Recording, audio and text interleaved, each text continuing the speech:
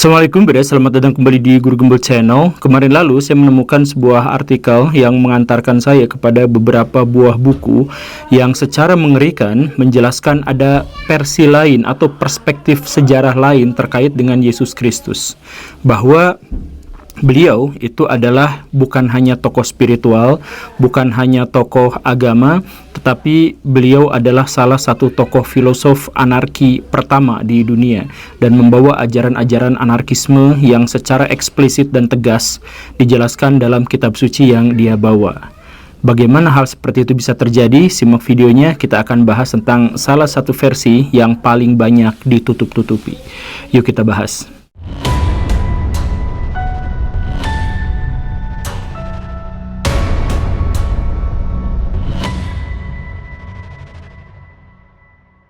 Di Indonesia, istilah anarkisme itu mengalami peyorasi tertentu sampai kita menganggap bahwa itu adalah sesuatu yang buruk gitu. Bahkan dalam KBBI pun dijelaskan bahwa yang dimaksud dengan anarkisme itu memang memiliki konotasi yang buruk. Tetapi kalau misalkan kita berpandangan secara netral, yang dimaksud dengan anarkisme atau anarko itu sebenarnya adalah paham berpikir, gagasan bahwa idealnya manusia itu tidak boleh hidup dalam kungkungan hierarki, bahwa tidak boleh ada orang yang mengatur orang yang lain, bahwa pemerintahan itu, negara itu, konstitusi itu sebenarnya adalah kezaliman karena dia mengklaim memiliki otoritas dan kekuasaan untuk mengatur orang lain. Padahal setiap orang kan harusnya bebas berkehendak, bebas berpikir, bebas melakukan apapun sejauh itu dia bisa pertanggungjawabkan sendiri. Lalu bagaimana ceritanya ada sebuah negara, ada sebuah pemerintahan yang dia mengklaim bahwa saya berhak dan saya memiliki otoritas untuk mengatur orang lain harus melakukan ini, orang itu harus melakukan hal yang seperti ini, menggerakkan pasukan-pasukan untuk berkorban jiwa dan raga demi kepentingan politik tertentu, tumpah darah dan sebagainya. Kan ini tidak layak. Nah, paham anarkisme itu sebenarnya adalah paham yang seperti itu. Anarkisme itu artinya adalah tidak mengakui otoritas atau tidak mengakui hierarki, kasta dan sebagainya.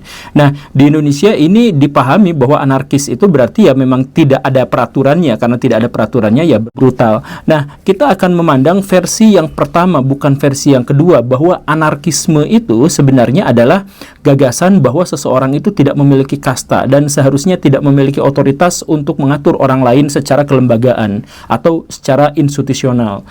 Kita misalkan mengenal bahwa dalam Kristen, Yesus itu konon pernah berkata, jika kamu ditampar pipi kananmu, berikan pipi kirimu. Jika selendang kamu ditarik, ya serahkan saja pada dirinya dan lain sebagainya. Nah, hal seperti ini oleh seorang filosof terkemuka dari Prancis namanya Mamang Ellul itu dijadikan sebuah argumentasi bahwa tepat disinilah ajaran Kristen terbukti sebagai penganut anarkisme. Jadi ini bagaimana ceritanya kalau misalkan ditampar pipi kanan kemudian berikan pipi kiri itu jadi anarkisme. Jadi gini Baraya, anarkisme itu tidak menghendaki adanya hukum eksternal. Yang ada itu adalah setiap orang berhak untuk menentukan kehidupannya tanpa intervensi dari pihak lain. Jadi fokusnya adalah kesederhanaan. Dan karena itu maka seharusnya dia tidak usah menghukum orang lain. Biarlah orang lain itu mendapatkan hukumannya secara ke dalam kesadarannya itu. Ya, walaupun sebenarnya dalam konteks ini anarkisme itu terpecah menjadi banyak sekali kelompok dan golongan, tetapi intinya adalah tidak boleh atau tidak berhak orang lain itu untuk mengatur orang yang lain lagi gitu. Jadi kalau misalkan ditampar pipi kanan, ya tidak usah ada sekelompok orang yang kemudian datang ke situ untuk menghakimi orang yang menampar itu atau orang yang ditampar itu. Biarkan mekanisme alam itu bekerja gitu. Ini sebenarnya sangat-sangat utopia saya pikir, dan pernah juga saya sampaikan di video yang terdahulu bahwa dalam konteks ini anarki itu sangat utopia. Cuman ajaran Kristen itu memang dasarnya begini. Kalau misalkan Baraya menemukan di dalam ajaran kekristenan misalkan bahwa Yesus mengajarkan hukum kasih dan bukan hukum yang bersifat kelembagaan, ya itulah yang namanya anarkisme itu. Ketika ada, saya mohon maaf ya, ketika ada seorang yang dituding berzina, kemudian dia mau dihukum, terus Yesus datang ke situ, nggak usah ada hukuman-hukuman semacam itu gitu. Ya kenapa nggak usah ada hukuman semacam itu?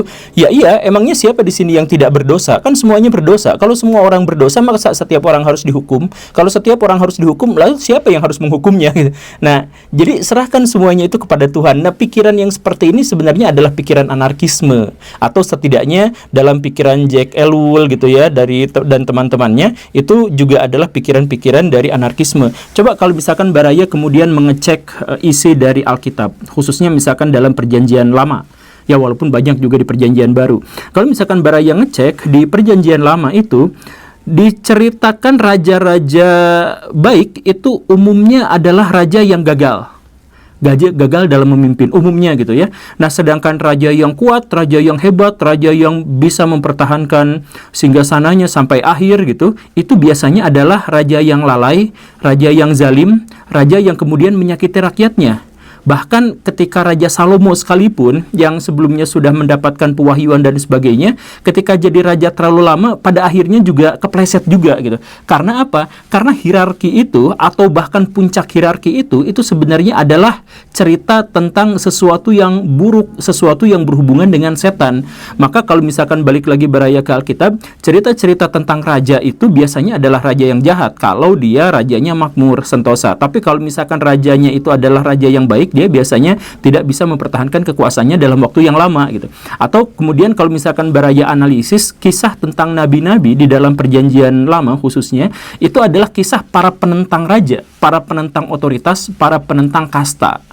Jadi ada nabi ini sebenarnya itu adalah lawan dari raja-raja yang memiliki otoritas kemanusiaan itu. Ya walaupun di situ diceritakan bahwa si nabi-nabi ini ternyata juga bisa bertahan cukup dan merepotkan si raja-raja besar tadi itu. Tapi setidaknya di sini dijelaskan bahwa raja-raja selalu diasosiasikan atau diidentikan dengan kekuasaan yang lalim, atau nabi-nabi diceritakan sebagai orang yang menentang kekuasaan itu, kan begitu ya. Dan ketika misalkan kita melihat kisah-kisah di dalam Perjanjian Lama dan Perjanjian Baru, kita juga akan menemukan satu fakta yang unik, bahwa cerita-cerita tentang raja-raja Israel misalkan, atau masyarakat Israel pada masa yang sangat lampau, mereka itu ternyata digambarkan tidak memiliki kerajaan yang permanen, tidak memiliki sistem pemerintahan yang permanen. Kalau mereka mau perang, memilih pemimpin, oke. Memilih komandan, iya.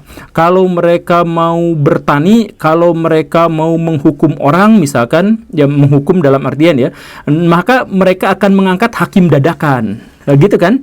Nah, tapi mereka tidak memiliki hakim yang secara rutin emang pekerjaannya, profesinya itu hakim, dan mereka tidak memiliki orang yang secara permanen memang menjadi seorang pemimpin, seorang raja gitu. Enggak. Jadi sesuai kebutuhan aja, setelah perangnya usai, setelah kasusnya selesai, ya udah dihilangkannya lagi. Nah, ini adalah tanda-tanda yang sangat jelas bahwa kehidupan Israel di masa lampau yang digambarkan oleh Alkitab itu adalah kehidupan anarki. Saya bukan pembaca Alkitab yang rutin, tentu saja karena saya tidak beragama Kristen. Tetapi silakan Baraya yang Kristen cek apakah pernyataan ini benar atau tidak, karena saya bacanya itu dari Pak Elul gitu ya, dari seorang filosof dari Perancis itu. Tapi mari kita lanjutkan. Kalau misalkan di dalam Alkitab digambarkan dengan cara seperti itu dan ada orang yang mampu untuk mengait-kaitkannya dengan ide dan gagasan anarko, bagaimana dengan Yesus? Ya sepaket juga Baraya. Kalau misalkan Baraya lihat Yesus seperti yang tadi digambarkan di awal itu, bahwa Yesus tuh tidak menghendaki ada peraturan atau ada hierarki yang sangat duniawi, tapi diserahkan pada hukum kasih. Hukum kasih itu artinya apa ya? Spiritual. Gak orang lain itu nggak usah intervensi atas perilaku orang lain, apalagi bikin sebuah lembaga untuk menghukum orang lain gitu. Ya biasa aja. Kalaupun memang harus dibikin, ya nggak usah permanen aja, sesuai kebutuhan biasa aja gitu, untuk membuat manusia itu tetap setara dan seimbang gitu. Dan kalau misalkan Baraya ngelihat perilaku Yesus misalkan ya, bukankah Yesus itu juga pernah terdengar mengucapkan untuk setia pada pemerintahan dan sebagainya? Itu hanya olok-olok, kata Pak Elul itu. Jadi ini hanya olok-olok. Misalkan ketika Yesus dulu itu kan, Yesus itu pernah diadili. Jadi sama orang Yahudi ditarik ke pengadilan, ditunjukkan kepada Pilatus, penguasa dari Roma pada waktu itu. Nah, Pak Pilatus, ini Yesus ini sesat. nggak bener, bla bla bla dan sebagainya gitu ya. Pilatus kan pada waktu itu nggak mau menghukum, enggan menghukum. Kenapa dia dihukum? Kan dia nggak ngebegal, dia nggak ngebunuh, dia nggak memperkosa. Kenapa dihukum? Ya pokoknya dia menghukum karena menistakan agama Yahudi, kata orang-orang Yahudi. Nah, ini Pilatusnya bingung gitu kan, dan akhirnya ngajak ngobrol pada Yesus. Tapi ternyata Yesus pada waktu itu menjawab dengan jawaban yang muter-muter nggak jelas gitu, yang ditafsirkan oleh Pak Elul ini sebagai ini mengolok-olok pemerintahan gitu. Sampai sedemikian keselnya itu Pilatus sampai ngomong, "Sus, dengerin saya ya." Ini maaf ya, ini mah gambaran masa lalu, ceritanya gini lah. "Dengerin saya ya, kamu itu rakyat yang sedang diajukan ke pengadilan. Saya pengadilnya di sini, saya penguasanya di sini. Kamu membela diri boleh, silahkan bela diri. Jadi karena kamu di depan saya bisa memutuskan apakah kamu mati disalib atau kamu dibebaskan. Yang jelas ngomong aja dulu, sok pembelaan diri kamu tuh apa?" Terus kata Yesus, "Emang kamu beneran berkuasa? Bukankah kekuasaan kamu itu dari atas?" Nah, kekuasaan dari atas itu maksudnya apa? Kekuasaan dari atas itu maksudnya dalam salah satu fragmen kisah Yesus itu kan digambarkan Yesus itu pernah dibawa sama iblis, diajak jalan-jalan ke puncak gunung tinggi-tinggi sekali. Dari puncak gunung itu kemudian Yesus itu ditawari, "Sus, sembah saya sebagai Tuhan. Karena lihat, semua kota-kota dan semua desa-desa yang ada di sini itu akan bersujud kepada kamu." Gitu kan, itu tawarannya iblis. Nah, Yesus menolak pada waktu itu tentu saja. Nah, jadi maksud Yesus ngomong ke Pilatus bahwa kekuasaan kamu itu kan sebenarnya dari atas. Nah, itu maksudnya adalah bahwa semua kekuasaan itu dari iblis. Sama seperti Yesus dibawa ke puncak gunung ke atas, ditunjukin nih orang-orang kayak gini, nih pemerintahan kayak gini, ini diserahkan pada kamu dan sebagainya. Nah, pikiran dari Pak Elul itu adalah bahwa ketika Yesus mengatakan bahwa Pilatus itu mendapatkan kekuasaan dari atas, itu maksudnya dari iblis yang pernah membawa Yesus ke atas. Jadi dalam pikiran ini, semua jenis kekuasaan, semua jenis hierarki, semua jenis sistem pemerintahan, semua jenis ideologi yang menciptakan kasta-kasta, mau itu namanya demokrasi, mau itu namanya oligarki, mau namanya itu aristokrasi dan sebagainya, selama di situ ada hierarki, ada orang-orang yang menciptakan peraturan-peraturan dan kemudian mengatur orang-orang yang ada di bawah, maka itu adalah setan, itu adalah perwujudan dari setan gitu. Itu adalah tafsiran dari Pak Elul atas gagasan atau atas cerita di dalam Alkitab bahwa Yesus mengatakan bahwa kekuasaan Pilatus itu dari atas gitu. Lantas kalau semua kekuasaan itu keji, jahat, lalim, dia tidak berhak dan lain sebagainya, lalu kekuasaan yang sesungguhnya itu di mana? Kerajaan yang sesungguhnya itu ada di mana? Ya, kerajaan Tuhan itu ada di sorga gitu. Jadi semua kerajaan yang ada di dunia itu kerajaan setan dalam pikiran Pak Elul gitu ya, atas penafsirannya terhadap sikap Yesus. Dan kerajaan satu-satunya yang baik ya di sorga gitu, bukan di sini. Makanya kalau misalkan dalam pikiran Pak Elul dan pikiran orang-orang yang memang ada di sekitaran anarki religius itu, anarki kekristenan, itu mereka menganggap bahwa misalkan bayar pajak itu bisa aja menjadi sebuah pelanggaran karena itu berarti mendukung otoritas dari pihak yang sebenarnya tidak layak untuk memiliki otoritas. Dan kita juga misalkan melihat, kalau kita lihat misalkan cerita-cerita dalam Alkitab Perjanjian Baru tentang orang-orang awal yang beragama Kristen, itu semuanya memang menolak kekuasaan, semuanya menolak hierarki. Mereka hidup sebagai sebuah masyarakat, kalau satu dapat makanan akan berbagi-bagi, kalau satu dapat ikan dapat berbagi-bagi, kalau misalkan satu dapat air juga akan bagi-bagi, kalau tidak dapat ya bagi-bagi juga kelaparannya. Ya itulah gambaran Kristen generasi awal, tanpa ada hierarki, tanpa ada pemerintahan, tanpa ada orang yang mengklaim bahwa saya berhak mengatur siapapun dan orang lain harus tunduk patuh pada saya. Kan begitu. Nah, itu Kristen generasi awal. Tidak ada di antara mereka yang jadi pemerintahan, tidak ada di antara mereka yang jadi apa. Ya ada yang jadi tentara misalkan, tapi kan ya maksudnya dia itu tidak berpolitik gitu, atau dia tidak mengklaim bahwa dirinya adalah bagian dari hierarki tertentu, ya kan tidak juga seperti itu gitu. Makanya justru sebaliknya, dalam pikiran Pak Elul dan orang-orang anarki, Kristen itu hancur, Kristen itu pudar, dan sekarang tidak lagi mendapatkan maknanya. Itu adalah ketika Kaisar Konstantin masuk Kristen dan kemudian menjadikan Kristen sebagai ajaran agama yang legal di Romawi. Jadi semua orang-orang Romawi diwajibkan untuk belajar Kristen. Nah, itu justru awal kehancuran Kristen itu di situ. Kan kalau misalkan orang Kristen yang pada umumnya gitu menganggap bahwa Kaisar Konstantin itu baik, dia bijak, dia dapat penglihatan dari Tuhan untuk akhirnya begini dan begitu dan sebagainya ya. Nah, kalau kata orang-orang anarko-Kristen, ini sebaliknya. Dia Kaisar Konstantin itu bukan dapat wahyu ilahi gitu, tapi dapat bisik-bisik dari setan. Akhirnya apa? Akhirnya Kristen sejak saat itu jadi lembaga, jadi institusi, jadi kerajaan. Bahkan setelah itu orang-orang Kristen bisa menggerakkan orang lain untuk berperang satu sama lain, perangnya atas nama Tuhan. Padahal kan Tuhan nggak pernah menyuruh. Tuhan menyuruhnya hukum kasih, jangan boro-boro berperang, ditampar aja nggak usah ngelawan gitu. Ini malah memobilisasi pasukan untuk bergerak, menciptakan hukuman begini dan begitu, membuat kota-kota berbenteng, di mana rakyatnya dipungut juga pajaknya, diserahkan kepada raja, dan itu atas nama kekristenan. Jadi Kristen justru hilang sejak Kaisar Konstantin berkuasa dan kemudian menjadi penganut agama Kristen. Nah, sejak saat itu Kristen yang kita pahami sekarang bukan Kristen yang asli. Karena Kristen yang asli melarang kelembagaan.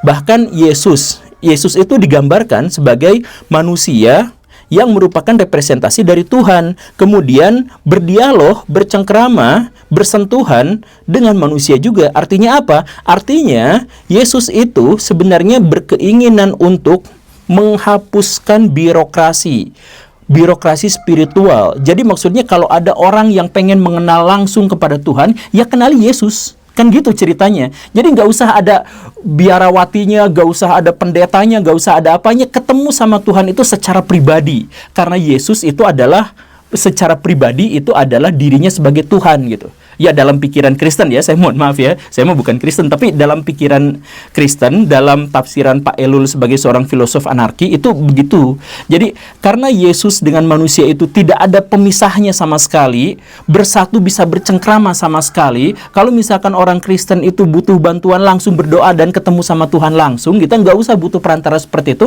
Nah, perantara-perantara ini muncul dari mana?